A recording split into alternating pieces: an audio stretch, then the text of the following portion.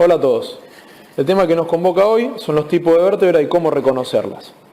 Recordemos que la columna vertebral está conformada por 33 vértebras articuladas entre sí, las cuales podemos dividir en grupos. Tenemos 7 vértebras cervicales, 12 vértebras dorsales, 5 lumbares, 5 sacras y 5 coxígeas. Estos últimos dos grupos son vértebras que están fusionadas entre sí conformando un macizo. Como vimos, las vértebras tienen diferentes porciones cuando describíamos la vértebra tipo. Estas diferentes porciones son las que van a variar en su dimensión o en su forma en las diferentes vértebras, lo cual va a hacer que nosotros podamos reconocer a cuáles de los grupos que recientemente nombré pertenecen. Cabe aclarar que la variación se va dando de manera bien gradual. ¿Esto qué quiere decir? Que las primeras vértebras dorsales van a ser parecidas a las cervicales. Luego las vértebras, las 5, 6 y 7 dorsal, son bien características de la región dorsal y luego van a empezar a tomar algunas características de las vértebras lumbares hasta transformarse por completo en vértebras lumbares. Vamos a repasar un poquitito cuáles eran las porciones básicas de una vértebra tipo. La vértebra tipo estaba conformada en primer lugar por el cuerpo, que es anterior y que es la porción más voluminosa de la vértebra. Hacia atrás y hacia los lados se desprenden los pedículos, que debemos recordar siempre que los pedículos son los que se articulan con los superiores e inferiores para formar los agujeros de conjunción por donde van a salir los nervios raquídeos. Por detrás de los pedículos tenemos las láminas, que son estas porciones óseas que van hacia atrás y hacia adentro y que cierran, junto con el cuerpo y los pedículos, el agujero vertebral o raquídeo por donde transcurre la médula espinal.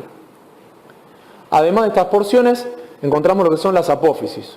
Tenemos las apófisis transversas hacia lateral, las apófisis articulares superiores que permiten la articulación con la vértebra suprayacente, las apófisis articulares inferiores que permiten la articulación con la vértebra subyacente y por último, de la unión de las dos láminas, encontramos las apófisis espinosas.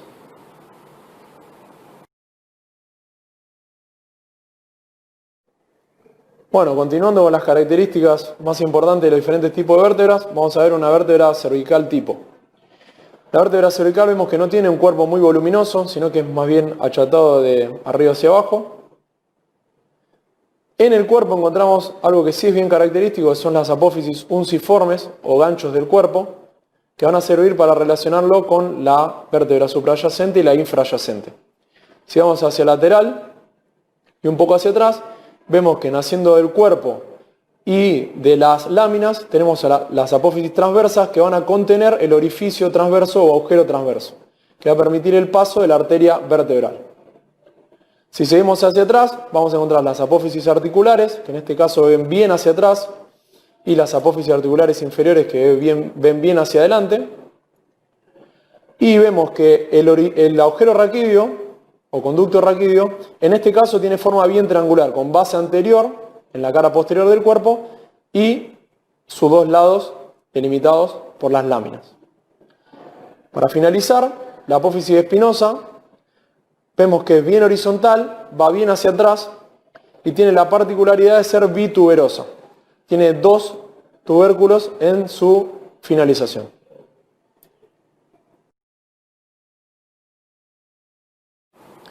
Bueno, para comenzar, lo vamos a hacer hablando de las dos primeras vértebras cervicales. C1 o atlas, C2 o axis. Estas vértebras se describen de manera separada con respecto al resto de las vértebras cervicales, ya que tienen características muy particulares. Para comenzar vamos a hablar del atlas. El atlas es la vértebra que va a permitir la relación entre el cráneo por encima y la columna vertebral por debajo. El atlas recibe este nombre de un ser mitológico, el cual sostenía el mundo con sus brazos. Esto hace alusión a esta relación que se establece a través del atlas entre el cráneo y la columna, permitiendo el sostenimiento del peso de todo lo que es cráneo y encéfalo y el pasaje de este peso a la columna vertebral. Como vemos, el atlas tiene características muy diferentes a la vértebra tipo que habíamos descrito con anterioridad. El atlas no va a tener un cuerpo, sino que va a tener un arco anterior, un arco posterior, y entre estos dos arcos vamos a describir las masas laterales del atlas. Además de estas masas laterales, lo que vamos a encontrar son apófisis transversas, saliendo de estas masas laterales. Las apófisis transversas, como en todas las vértebras cervicales, van a contener un orificio, que es el orificio transverso, el cual va a permitir el pasaje de la arteria vertebral en su ascenso hacia el cráneo. Otras características bien particulares del atlas son que tiene un tubérculo anterior en el arco anterior y un tubérculo posterior en el arco posterior. Como vemos, también las masas laterales presentan carillas articulares, las cuales van a permitir su relación por encima a través de las carillas articulares superiores con el occipital y por debajo a través de las carillas articulares inferiores con el axis. Por último, vemos acá una pequeña depresión en el arco anterior, en su cara interna, la cual permite, en realidad es una carilla articular, la cual permite su articulación con el axis, o una de las articulaciones que tiene con el axis, que es la articulación atloido-odontoidea. Esta articulación atloido-odontoidea permite los movimientos de rotación del cráneo sobre la columna. Bien, vamos a pasar ahora a la segunda vértebra cervical o axis. Como vemos, el axis ya tiene unas características bastante más similares a las vértebras tipo que habíamos visto con anterioridad. Tiene un cuerpo anterior, del cual van a emerger pedículos que se contactan con las láminas por detrás, las cuales conforman la apófisis espinosa, que en este caso es bituberosa, al igual que todas las vértebras cervicales. Además vemos, naciendo de la unión entre pedículos y láminas, las apófisis transversas, que como vemos también tiene los orificios transversos para la arteria vertebral. También podemos describir las carillas articulares superiores, que lo van a relacionar también con el atlas, y las carillas articulares inferiores, que lo van a relacionar con C3. Por último, la característica más sobresaliente de esta vértebra es la apófisis odontoidea o apófisis odontoides, la cual, como vemos, nace del cuerpo de la vértebra y le permite, como vimos anteriormente, la relación con el arco anterior del atlas.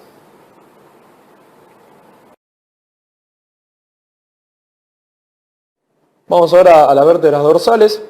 Como vemos, ya el cuerpo en este caso es un poco más voluminoso que la vértebra cervical. Va a tener la particularidad de que cambia la conformación del agujero vertebral. El agujero vertebral pasa de triangular a circular.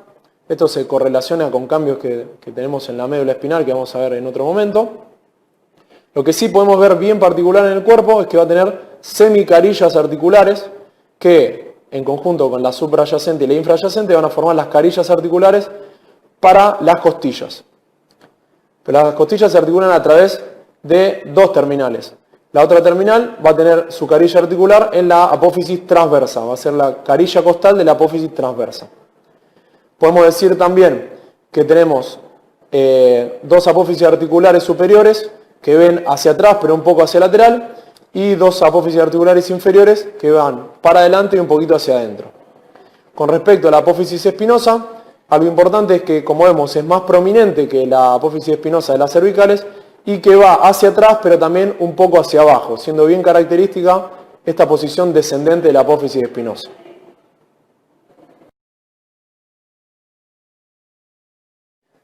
Bueno, ahora pasemos a las vértebras lumbares. Las vértebras lumbares, como vemos, son las que tienen el cuerpo más prominente. Es un cuerpo de forma riñonada. Y como vemos, es el más prominente de todos porque es el que va a sostener mayor cantidad de peso para después pasarlo a través del sacro a los miembros inferiores. Para continuar, vemos que el orificio raquídeo nuevamente pasa de una forma más similar a un triángulo, al igual que en la porción cervical. Luego, como otra característica importante, podemos ver que las apófisis articulares van bien hacia lateral, apuntan bien hacia lateral. Luego, que las apófisis transversas se prolongan hacia lateral, son más alargadas que en el resto de las porciones de la columna vertebral, por eso van a recibir el nombre de apófisis costiformes, porque simulan la forma de una costilla.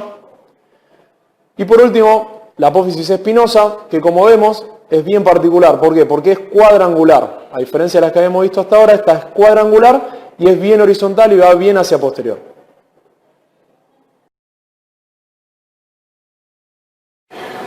Bueno, continuemos con el sacro.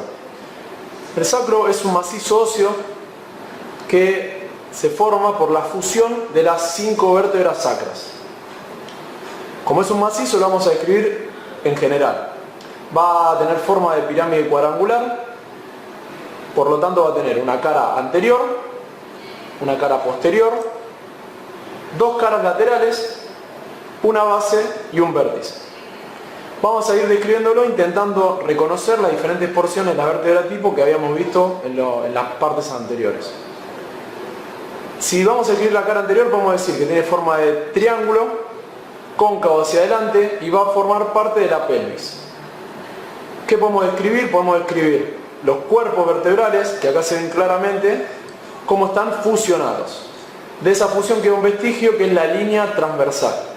La línea transversal, si la seguimos hacia el lateral, nos encontramos con los orificios sacros anteriores o agujeros sacros anteriores. Estos agujeros sacros anteriores son los que van a permitir la salida de la raíz anterior de los nervios espinales. Las raíces posteriores van a salir por los agujeros sacros posteriores. Bien, continuamos. Vamos a ver las caras laterales. La cara lateral tiene forma triangular, acá se puede ver bien. Y va a tener dos porciones. Una porción anterior, que es la zona auricular, que va a ser la superficie articular que permita la relación con el hueso coxal. Y una zona posterior, que es la primera porción de la zona cribosa. Seguimos con la cara posterior. En la cara posterior vamos a ir describiendo diferentes accidentes y lo vamos a relacionar con las partes de la vértebra tipo. En primer lugar, la cresta sacra media. La cresta sacra media es el resultado de la fusión de las apófisis espinosas. Si vamos hacia el lateral encontramos los canales sacros. Los canales sacros se forman gracias a la fusión de las láminas. Si seguimos encontramos la cresta intermedia. La cresta intermedia va a ser resultado de la fusión de los vestigios de las apófisis articulares. Si seguimos hacia el lateral, los agujeros sacros posteriores que recién describíamos. Y por último, la cresta lateral, que va a ser resultado de la fusión de las apófisis transversas. Como vemos acá, esa fosa cribosa que describimos en la cara lateral se va a continuar en la cara posterior con las mismas características, bien horadada. Y por último, de la cara posterior lo que podríamos decir es que la cresta sacra se subdivide en su zona inferior en dos astas, las astas sacras, que van a darle marco al hiato sacro, que es la última porción del conducto sacro. El conducto sacro, continuación del conducto vertebral. Vamos a ver ahora la base. En la base se ven dos porciones bien claras, una zona medial, formada por los cuerpos vertebrales, y las alas del sacro, hacia lateral.